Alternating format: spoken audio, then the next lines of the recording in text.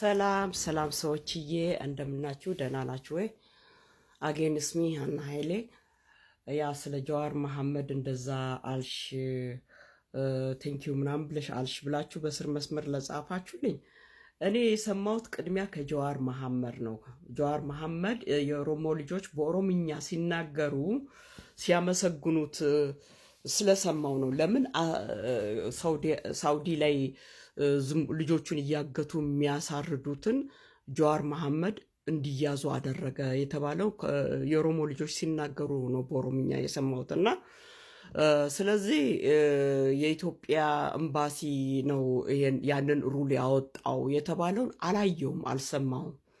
ቅድሚያ የሰማሁት ስለ ጀዋር ሲነገር ነው የሰማሁት። እና ጀዋር ነው እንደዛ እንዲያዙ ያስደረገው ሲባል ቴንክ ያልኩት። እና አዎ ከዚህ በፊት ገጽሽ ያለው አሁን ደግሞ ቴንክ ያልኩት። ለምን ሰው ሲያጠፋ እንገጽጻለን፣ ጥሩ ከሰራ ጥሩ ሰራ እንላለን። እና አሁን ደግሞ ስለ ወርቁ አይተነው ባለፈው ጊዜ ገጸጽኩት።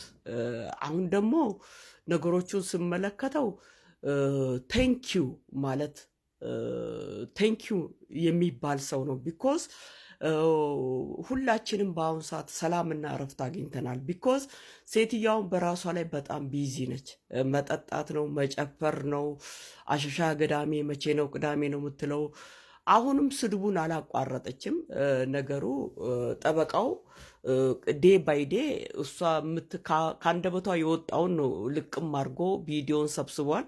እንደገና ደግሞ አንጀታቸው የተቃጠለባቸው ሰዎች ደግሞ እሷ ከአንደበቷ የወጣውን ነው ዳይሎድ አድርጎ ሴፍ አድርጎ ለሱ ሴንድ የሚያደርጉት። እና ስለዚህ እንደዚህ ቅዥቢ፣ ድሮም ቅዥቢ ነች ሴትዮዋ። ቅዥቢ ስላደረግ እናመሰግናለን። እና ሁለተኛ ደረጃ ከአቶ ወርቁ አይተነው ጋር በሃይማኖት አትገናኝ፣ በዘር አትገናኝና እንግዲህ ልጄ በ14 ዓመቱ ነው እንደዛ የሆነው አለች። ልጇ አሁን እንግዲህ 29 ዓመት ከሆነው 1 ዓመት አልፎታል። አሁን እንግዲህ 30 ዓመት ይሆነዋል። እና እንግዲህ ልጁ እንደዛ ከተደረገ 16 ዓመት አልፎታል ማለት ነው።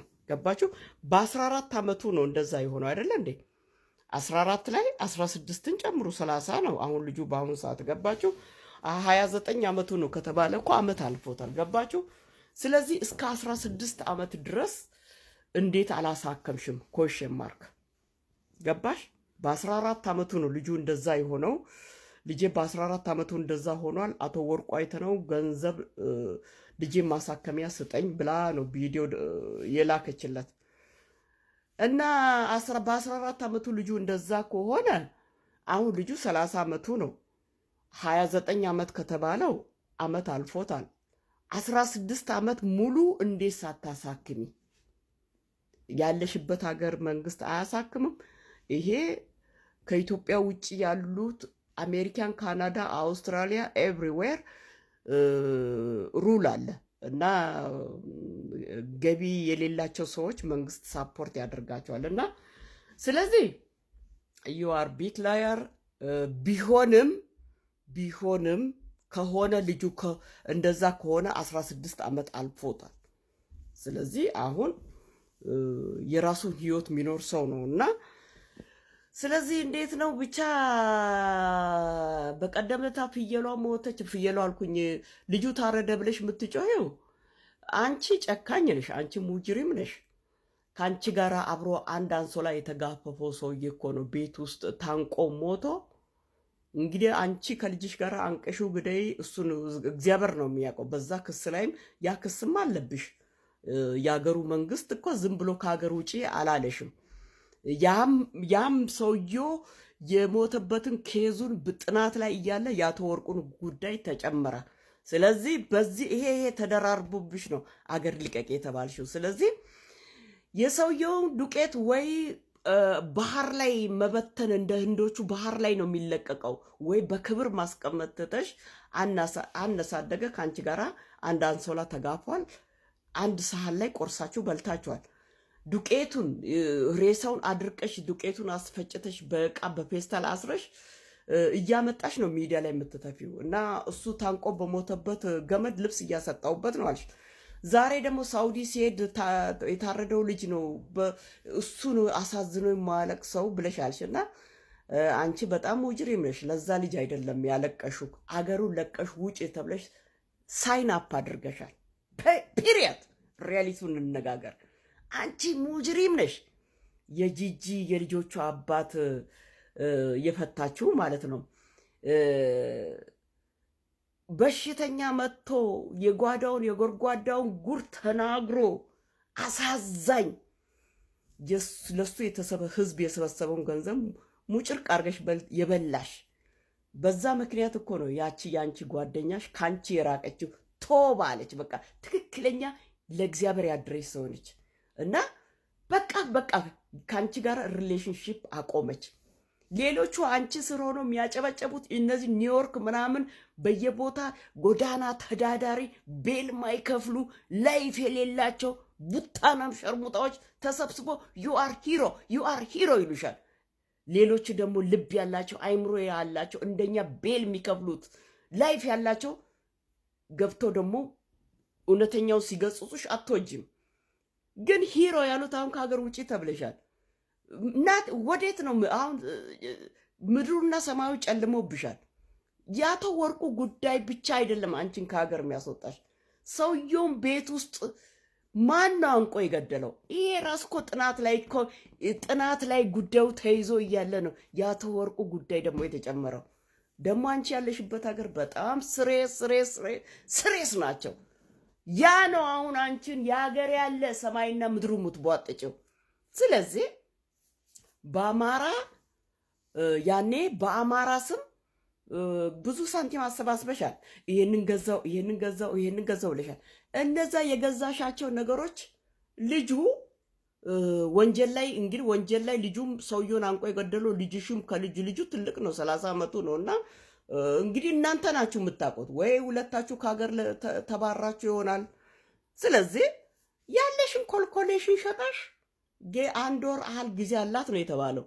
ስለዚህ በቃ ወደ ኢትዮጵያ ወለ ዳት ኢዝ ኖት ማይ ቢዝነስ። እና ገና ይሄ እኮ እውነት እንባ በሀቅ ሰው ያለቀስ እኔ ራሴ በራሴ አልቅሻለሁ። እኔ ለምን ደብቃለሁ?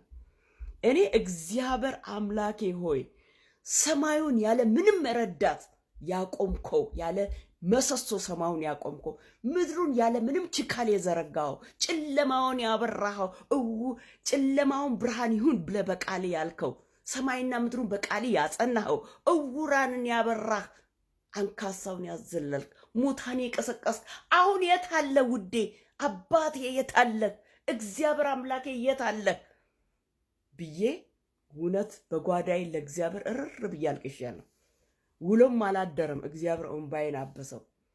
ስለዚህ አንቺ እንዲህ መሆንሽን እንደኛ ደግሞ ወጥቶ በአደባባይ ላይ የማይናገሩ በጓዳቸው ሶሻል ሚዲያ ላይ የማይናገሩ በጓዳቸው ስንቱ ያለቀሱት አሉ።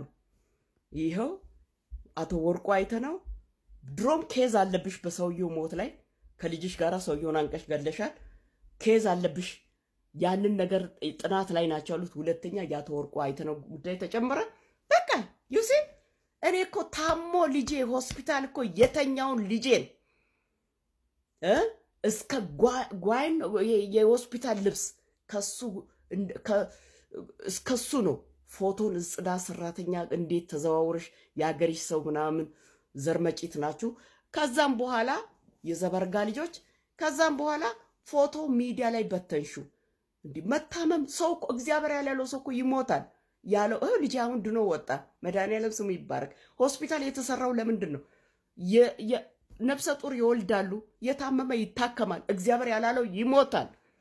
ላንቺ የሰራዊት ጌታ ላንቺ ነው ምለው።